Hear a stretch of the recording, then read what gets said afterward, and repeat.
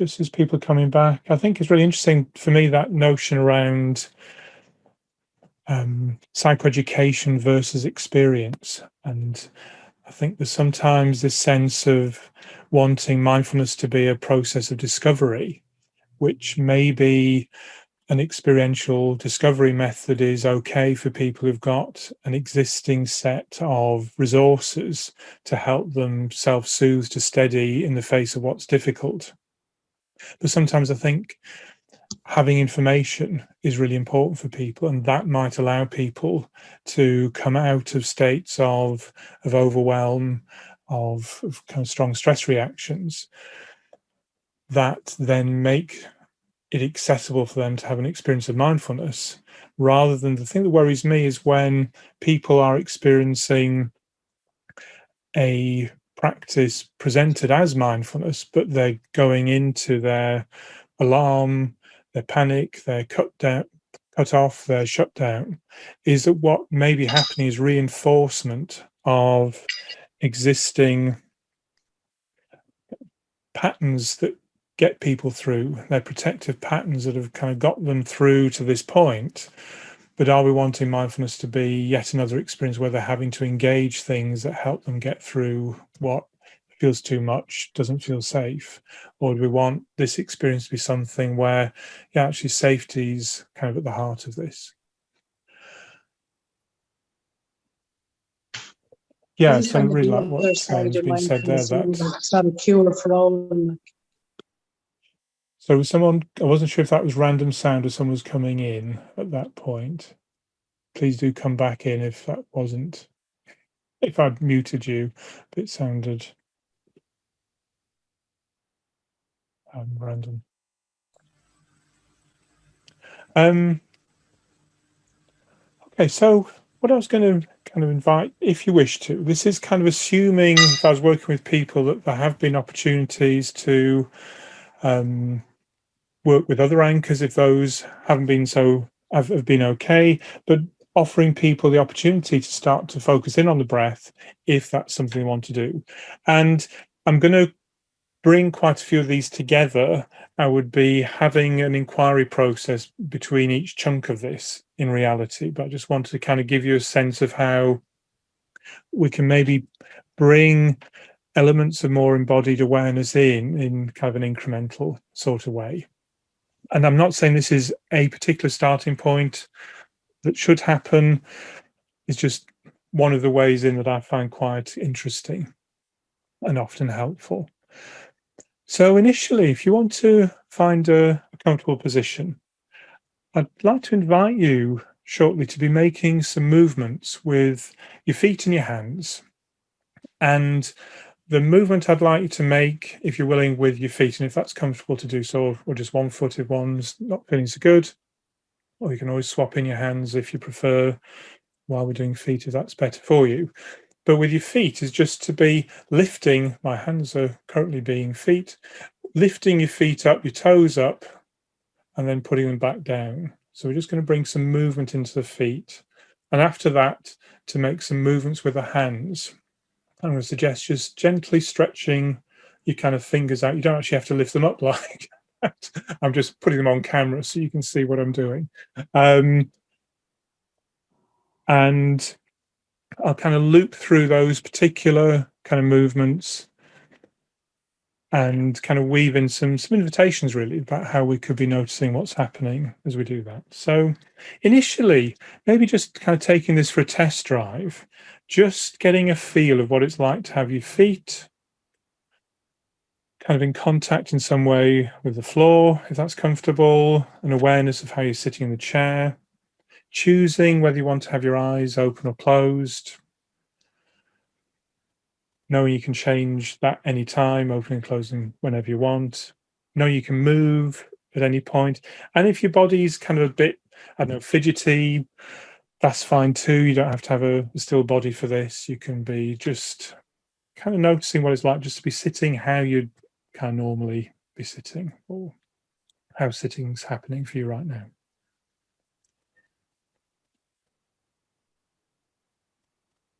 So coming in maybe to the feeling of where you have contact So maybe the soles of your feet,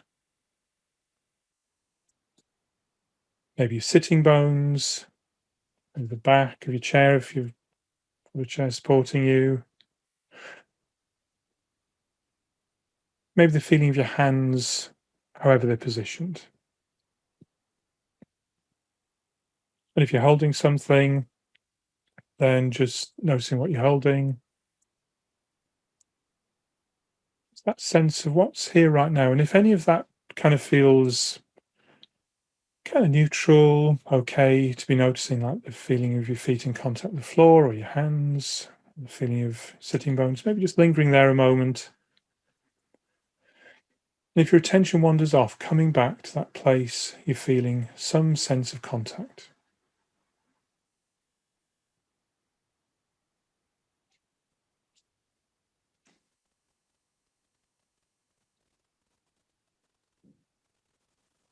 Then maybe, if it feels comfortable to do so, to bring some movement into your feet. I was suggesting lifting your toes slowly, then putting them down slowly, feeling the changing sensations, contact in the sole of your foot, soles of your feet as you do that. You can always do some other movement if that feels kind of better for you in some way. That's just a kind of starting point.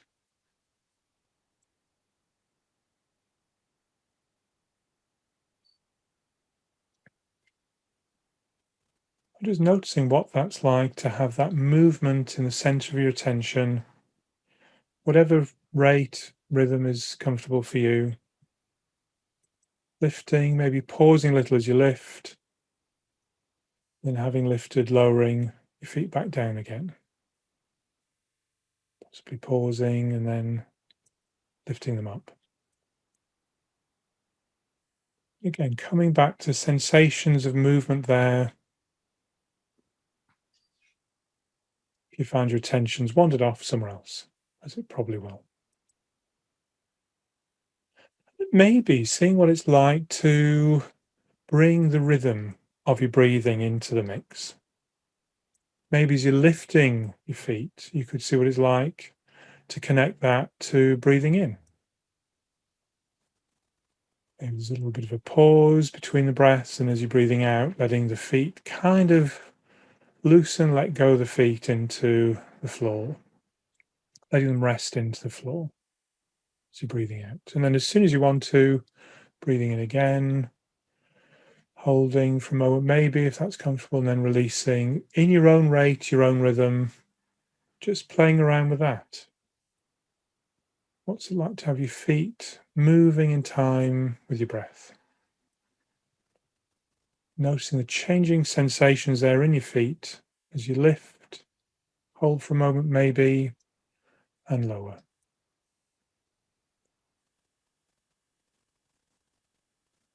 Doesn't feel comfortable linking the breath in, just let that go and coming back to movements in your feet.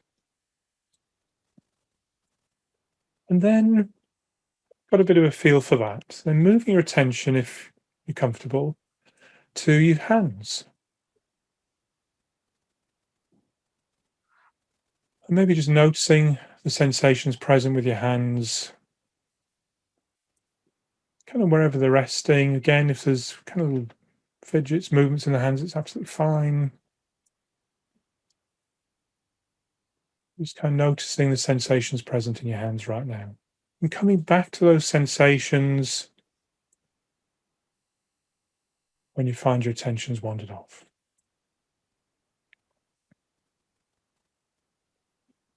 And then maybe seeing what it's like just to stretch your fingers out a little bit, and then let your hands kind of relax. And notice how much the fingers come back. Maybe not very much. More than stretching them out again.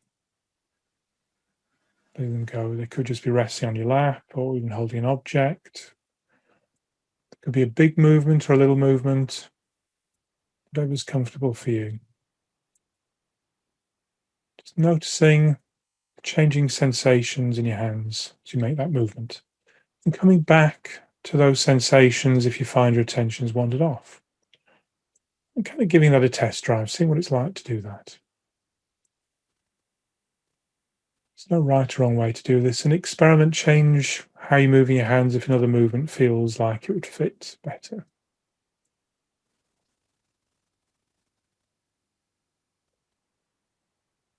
And then maybe, like we did with the feet, you may be doing this already, bringing the breath in to that movement, the rhythm of your breath. So as you're spreading your fingers out, maybe doing that as you're breathing in, maybe holding just for a moment before then releasing the hands, letting the muscles go, letting them rest as you're breathing out. Doing that in your own rate or rhythm, faster, slower, just whatever's kind of happening for you.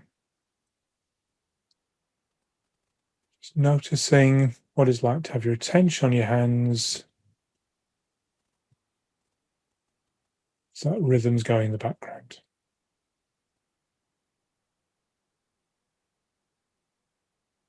Coming back to the sensations there,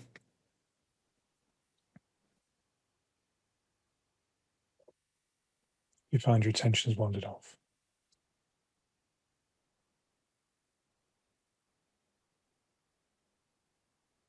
And then maybe reflecting back of having done that for a bit with the hands, done that with the feet, any of the variations you've come up with, if you have.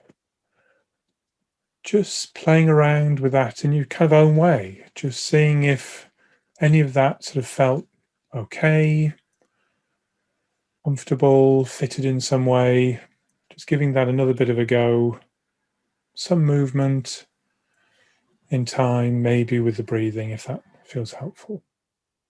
And maybe you put a different pattern of the breath on it, that's fine too. There's no way this has to be. May even be doing hands and feet at the same time, who knows? Going mindfully wild.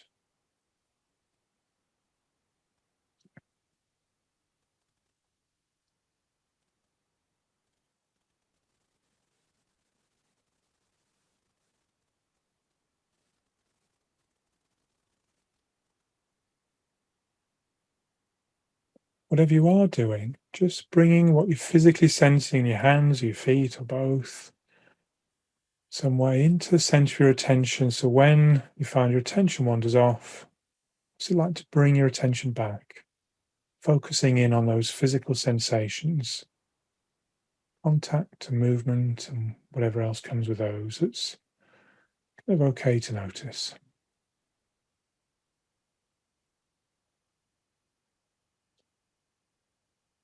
Okay, and then maybe bringing that to an end. And just to share kind of other starting points, kind of around that, could be focusing in on smaller hand movements. So some people like these ones where you track, and again, I wouldn't necessarily be having my hand up here doing this, but tracking with your breath along a finger. If you're familiar with that one, that can be quite pleasant. So maybe breathing in and out in time with that movement along your finger. You can even swap onto another finger as you go in and out, and onto another. Probably need to do more yoga as my little finger's a bit out of reach, so I tend to come back to middle finger and then the index finger. There's also that one that came out of, was it with my children, but some people find that really lovely to do, kind of moving, breathing in, breathing out, breathing in, breathing out as you track around your fingers. And then some people just really like the sense of kind of holding a hand or the thumb or a finger or their kind of hands, and just bringing movement in time with the breath into movements with the hands. And what's quite nice with holding something like a thumb is you can do it with the other hand covering, so you can kind of do it quite privately. No one needs to even see any of those movements there. In fact, all of these movements can be done so tinily, no one has to know they're happening. Or with hand movements, you can be holding an object and be kind of squeezing and releasing, opening your fingers slightly, letting the hand relax slightly, or a phone in your hand. So you can, again, people can do this quite invisibly. Last thing I'd like to share around, so that's kind of using a focusing anchor with breath rhythm in the background. The last one I might kind of mention this evening is one I find quite helpful if I'm wanting to bring in more torso-based awareness. And this, if you want to give a go, I'd invite you to start off with your hands kind of over your body in some way. So either kind of folding your arms, crossing your arms, have hands resting on your belly. Some could be one hand kind of held across your shoulder, so there's your forearms in contact with your torso. But making some kind of contact between your arms and your hands, or a arm, a hand, and your torso. And initially, seeing what it's like to have the feeling of contact between your arm, your hand, and your torso as the focusing anchor.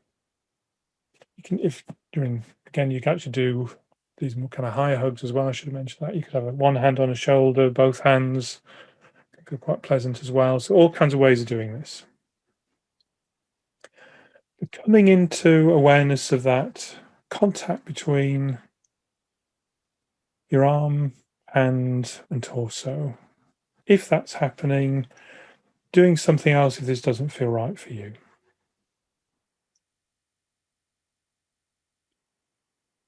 And if you find your attention wanders off, what's it like to come back into that place of contact?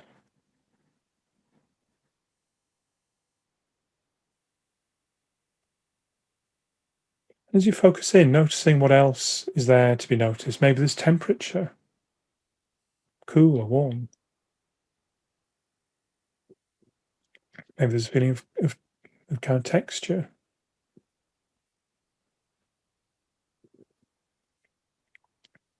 Maybe there's a sense of movement, just the rhythms of movement in your body.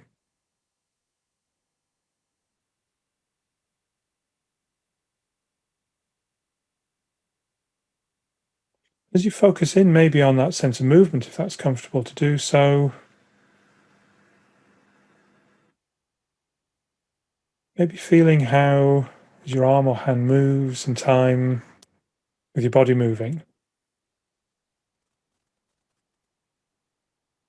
What's it like to have that sense of rhythm, of that movement in the foreground of your awareness?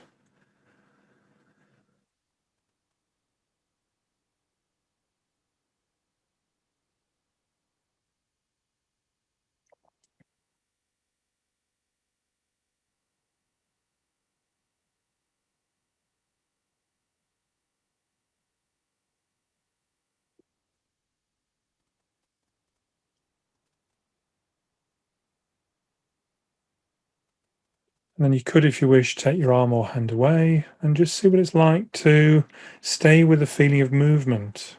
It may be a little vaguer, harder to track.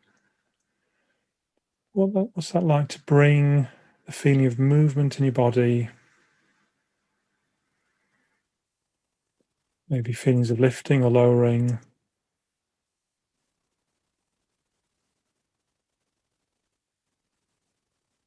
into your awareness.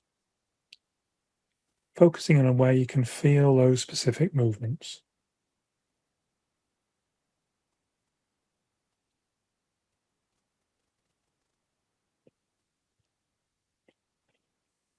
And then just as a final kind of place to make some contact, maybe coming into the feeling of your back, particularly if you're leaning against a chair,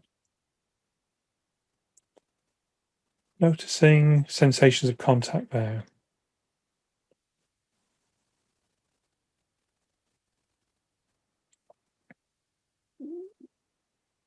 Maybe feeling how those sensations of contact change moment by moment.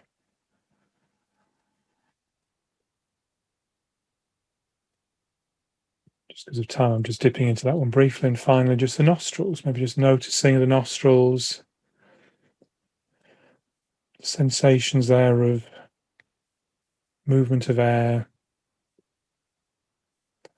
Often it's a really delicate sensation, so there can be a feeling of really focusing in quite precisely. With specific sensations of air over the nostrils, the mouth, depending how you're breathing.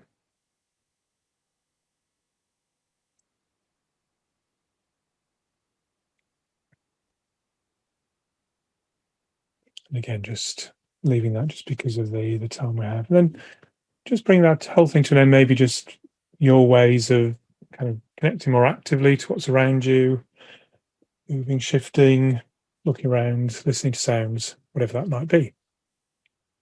So again, a bit kind of quickly in and out then. Just to be clear, I wouldn't tend to do that in one whole rush. I'd be probably breaking things in, checking in after doing the feet, what's happening there, hands, what's happening there. As that feedback goes, thinking about how any adaptations might happen, particularly working one-to-one, but in groups as well. And then probably kind of having a pause there to reflect more on that whole experience before dipping into the torso-based one or the back and nostrils, but it's just to give you a feel of how kind of different ways in to kind of coming into contact. And the key thing for me in all of that is I didn't actually use kind of breath in a non-specific way. I used rhythm of the breath, which is probably about as close as I got to using breathing. But when I was doing the torso one, it was all about sensations of contact, movement, rhythm, the back, similarly, nostrils, air movement. And I think one of the things I think is really helpful is to realize that using the word breath is a word that is gloriously non-specific. When we're learning mindfulness, I think it's unhelpfully non-specific, because if someone says focus on your breath, you have to reference how you last experienced breathing if you're unfamiliar with doing breath-based awareness. And that might be the last time you had a panic state happening, or the last time you had an asthma attack, or the fact you may be living with a chronic lung condition, or goodness me, you may have been in hospital with COVID, because what could have been happening that was your version of experiencing breath as a non-specific thing. Whereas if we're very specific about the language of it, the movements, the location, the rhythm, all of those specifics help us guide someone into a small part of what the experience of breathing is about, that may well be a manageable part, rather than this kind of undifferentiated, vague breath thing that I've never before kind of focused in on in a specific way. I have a particular bugbear as well, which I'd just like to try out with you. If you can just take a moment just to notice your breathing. And I'd like you to reflect on whether, as you notice your breathing is natural or not. And if it's not natural, I'd like you to make it natural from now on. And kind of notice what happens to your breathing as you make your breath more natural, as opposed to focusing on your breathing. And maybe we could do this at the nostrils, maybe. So just noticing the movement of air at your nostrils, maybe the delicate sensations there, or at the lips, depending how you're breathing.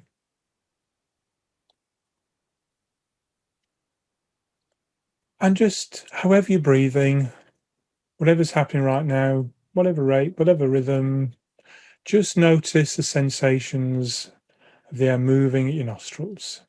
Doesn't matter what the pattern of breath is. Doesn't matter whether your kind of body's breathing by itself or you're kind of breathing in a particular pattern. Just focusing in there on the sensations of breath that you're at the nostrils. And I think that, for me, the contrast there, if I can bring that to an end, for me, between it just completely mangles my brain anytime someone says breathe naturally. I don't know what that's supposed to be, and it just gets me in a mental tiz, and my breath goes all to pot at that very moment. So you may get the impression I'm not so keen on that particular phrasing, and I don't understand the purpose of it. The the purpose of being mindful of your breath is to be attentive to the here and now physical sensations of your body as they're happening right now, in an attempt to unhook our typical kind of thought-driven, emotion, imagery-driven patterns of engagement with our body, which, if trying to breathe naturally as anything, is trying to impose something from our head on our body, rather than just the natural thing is how I'm breathing. That's natural. Anyway, that's a particular hobby horse there. I'll try and get off that. Just to what I'll probably be picking up in another one of these sessions, I want to connect in on the last thing to say before coming back into some kind of time for kind of reflections, any of that, is around the fact that how we experience breathing is tightly coupled to how our breathing is actually happening. And what I mean by that is, if our breathing feels unpleasant, then the very fact we're focusing in on something that is unpleasant will tend to trigger our stress systems to do stress system type breathing, which will tend to change our breathing pattern and may even make our breathing less pleasant. Particularly if we're focusing in on the torso experience of breathing, where unpleasant emotional sensations tend to reside, then the capacity to differentiate between the specific physical movements of our torso and the felt sense of anxiety or rage or panic or numbing out or whatever it might be that's starting to happen is quite a tall order. Which is why I quite like rhythm, because it's a bit vague and non-specific. We can be bringing in a part of the breath around something else that may feel more steadying, like physical contact. And we could be breathing with here, we could do it in time with music, or all kinds of other ways of synchronizing rhythm with an anchor that we find steadying. But that there's a positive feedback loop that is there with the breath. If, when I focus on the breath, I feel calmer being with the breath, my system will calm down and my breath will start, my felt sense of breath will start to feel calmer. So I'm focusing on calmness, it will feel even calmer, and I'll feel, I shouldn't be getting so agitated, I'll feel even calmer. And I'll feel more and more kind of at ease with that breath process. If I'm feeling panicky and the breath associates for me with feelings of panic, I'll get more and more panicky the more I focus in. Hence, in panic states, as people's breathing goes autopilot and their bodies become overly alkaline and the muscles all tense up, and you feel you can't breathe while you're focusing on your breathing, that sends you into more panic. Off you go into a vicious cycle of overwhelm. And I think for me, this is really helpful explaining why some people will say, do you know, I find the breath really helpful when I'm calm, but when I'm getting kind of anxious about stuff or get angry about stuff, I just find it doesn't help at all. And I think that's quite interesting. I remember very clearly someone saying how they're in a session, a group learning session about learning to teach mindfulness, and they were feeling really calm, and then something in the room happened and it flipped them into a more kind of anxious state, and they said they were able to track that shift from breath being calming into breath being anxiety provoking in kind of a detailed set of kind of sequence at that point. So my kind of take homes, if there are any from that kind of practice, is about chunking small practices. I love the phrase test drive, so that you are helping people get a sense of, I've just got my learner plates on, doesn't have to be right. I would usually do repetition. So if we've done maybe the feet and hands one, give that a go, repeat it yourself, get some feedback. Let's all do it again, see how that went. Now you know what it's all about. Kind of run it the way you want to run it. Some more group feedback, learning off each other, or one-to-one learning off kind of how that person's experiencing that. And also being really clear. I didn't do that so much with the other ones because I want to just give you the kind of experience of them, but I would tend to describe everything in detail before it happens, so there's no surprises, so people know kind of what's going to happen a bit before. So I didn't flag that up quite as much as saying, so we're going to move kind of hands and feet first, and then I'm going to invite you, if you wish, to bring the rhythm of the breathing. Let's see how that goes. Just that people can make their own choices before they even begin about what may be a bit too intense. They might say, well, I'm okay with hands, but I'm not so good with feet. People with, for instance, diabetic neuropathy may just find feet hugely painful, and so it's not good for them at all to have any attentiveness to that. Okay, that's enough of me with that. So kind of back to, again, very happy to kind of, if you want to come in with audio or using the chat. The whiteboard didn't happen that much last time, so unless someone says, please put the whiteboard up, I will leave it off. Any kind of reflections on any of that? Really interesting to hear if that kind of lands with you in terms of your own experiences of things, how that kind of fits. Tim,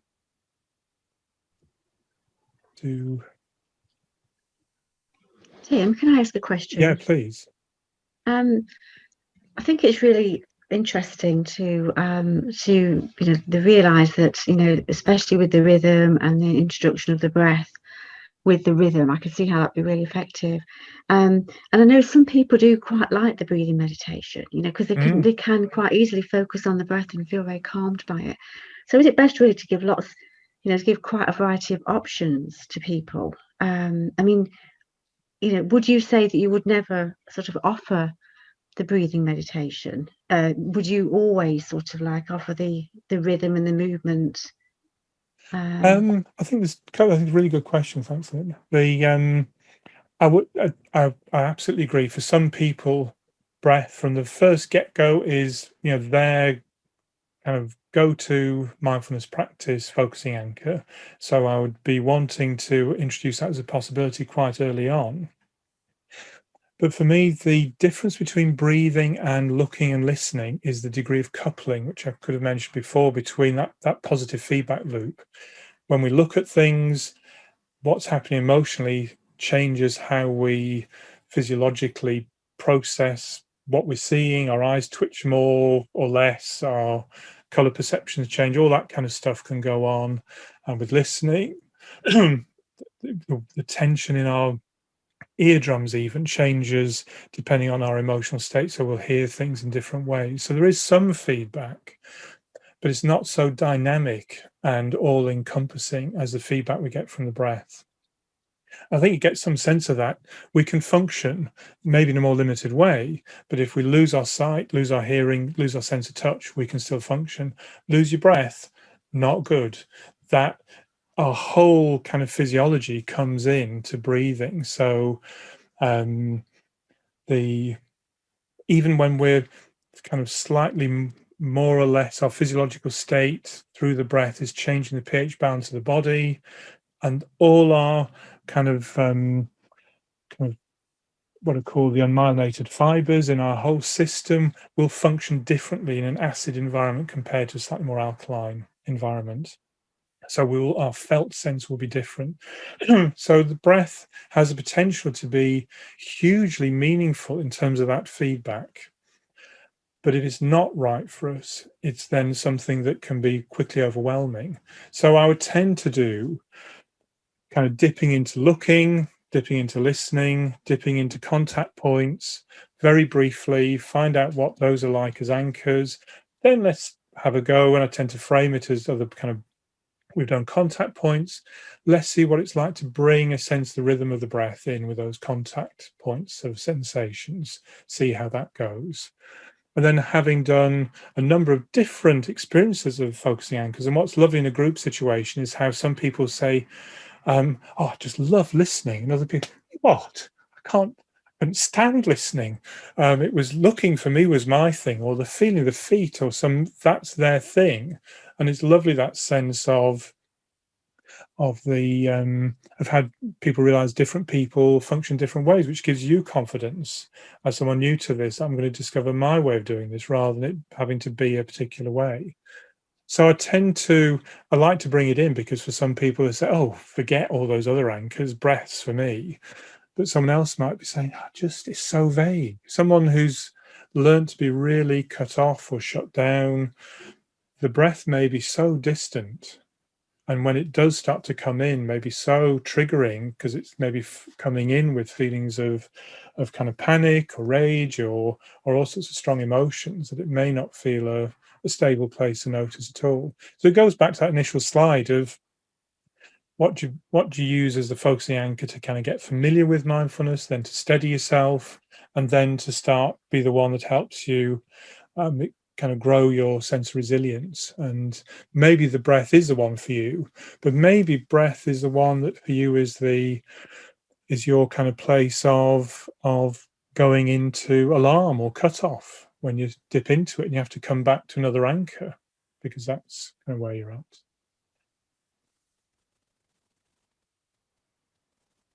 Just seeing this kind of what Rachel you've shared. I experienced breath as a trigger unexpectedly following the death of my son. Seeing his agonal breathing, I'm moved to a different anchor for a while, and now I've reconnected to the calmness within my breath. Useful experience regarding observing polyvagal sympathetic impact and finding my own ways to practice mindfulness and build tolerance. That's a very moving but really kind of profound example there, Rachel. Thank you. I had a bit of a sense of that a while back. I had quite a few years ago, I had quite a bad chest infection, and it brought with it an imminent feeling of being about to die. And I knew I wasn't rationally, but something my body was saying, "You're going to die. You're going to die." And it was so wrapped up in each breath I was taking, just felt absolutely full of threat. And breath for me is kind of probably one of my preferred kind of focusing points for mindfulness practice. But at that point, I was using more kind of open awareness and kind of other feelings of feet on floor, hand contact as a thing that was giving me a sense of steadiness in the face of my breath communicating, "You're about to die." So I think it changes for us as well. And it is tragic when people think they've got to use the breath. I was talking to a Buddhist who'd been using breathing practice 20 years. And she said she realized when we tried out some different things, "I hate the breath. It's awful for me." And she'd been, I mean, what amazing capacity for distress tolerance to do this when she had a rough day, coming back to breath practice. So, very impressive woman, but not easy going for her at all. I'm not seeing the time is there. By all means, I will bring it to an end. If there's anything else you kind of would find it helpful just to check in about, comment about, do pop those in the chat. My plan is to kind of respond to those afterwards. But thank you so much for being along for the ride and trying out some different things. I hope that was useful. And next time I want to come into the kind of body scan, which is very overlapping with the breath, really, in terms of approaching body-based practices with a degree of compassion and trauma sensitivity. So thank you very much, and I'll be sending the link to recording out when I've chopped out the break in the middle to make it more usable. Okay, folks, so thanks a lot, and take care. A question came in the chat at the end. Just wondering, checking, for people who find the breath activating, are we aiming to increase our capacity to be with the breath and just doing that in a very gentle, gradual way over time? Or does it not matter if people never work towards that? So this is a really helpful question that I think brings a lot of the focus of this talk into a helpful conclusion, which is to step back and ask, what's the aim of offering mindfulness as a focusing anchor in a practice? If the aim of the practice is around familiarizing people with how to be mindful of what they're experiencing or to be steadying, then it may or may not be the breath for that person as a useful first anchor, and it may be helpful to offer different possibilities, because if the breath is distressing, too vague, it may be really hard for that person to focus in on the breath and kind of learn how to steady themselves through a mindfulness practice, particularly if breath is aversive. But if the person finds breath is really helpful, then that's something that they can, from that moment on, maybe find as a really helpful focusing anchor in many situations. I think if we start then looking at kind of resilience building, it may be that if someone finds breathing not distressing, but not their preferred choice of anchor, that working with the breath as a focus is helpful because it gives this close feedback about our embodied state. And so it may be worth encouraging people to cultivate the capacity to use breath as a focus, because it brings that additional layer of a sense of your inner felt sense of how you are at any point into focus, which other focusing anchors may not do in quite such an immediate way, because they lack that positive feedback loop of our felt sense being influenced by our breathing and our perception of the breath influencing how we breathe. It's all so closely coupled up. But for some people, it may be that breath never is their chosen focus, and that if it's a place of distress, it may be a very different type of practice, holding ourselves steady with another anchor and moving towards the breath as a way of focusing in on something that's distressing, that may become part of our mindfulness practice, just so that we're not thrown by the experience of breathing as overwhelming. So if that's a really strong trigger for a sense of overwhelm or backing off from what we're experiencing, then it may be really helpful to slowly bring breath into awareness when we have the capacity to steady ourselves elsewhere. Anyway, those are some first thoughts on that particular question there in the chat. And goodbye again.